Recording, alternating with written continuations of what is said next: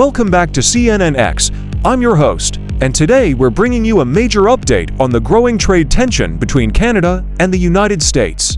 Trade relations between Canada and the U.S. have once again hit a rough patch after a controversial television ad aired in Canada used clips of former U.S. President Ronald Reagan criticizing tariffs. The ad quickly caught international attention and drew a sharp response from the current U.S. president, who called it disrespectful and immediately announced the suspension of all ongoing trade negotiations with Canada. The advertisement featured excerpts from one of Reagan's 1987 speeches, in which he warned that while tariffs might seem beneficial in the short term, they ultimately harm both workers and consumers. The use of this historic speech in a modern context was seen by many as a subtle jab at the U.S. administration's current trade policies. Prime Minister Mark Carney has so far not directly responded to the latest remarks from the U.S. president. However, Canada's Minister of U.S.-Canada Trade, Dominic LeBlanc, addressed the situation through a social media post late Saturday.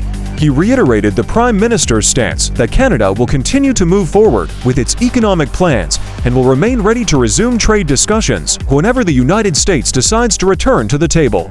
This latest dispute adds to a series of trade tensions that have surfaced over the past few months, with both sides holding firm on their economic priorities. Analysts say the use of Reagan's anti-tariff message could mark a new phase of political symbolism in the trade debate between the two nations. For now, all eyes are on how Washington responds next and whether cooler heads can bring both countries back to dialogue.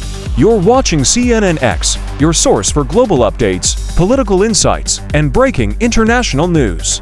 Don't forget to like, share, and subscribe for more in-depth coverage. This is CNNX, bringing the world to your screen.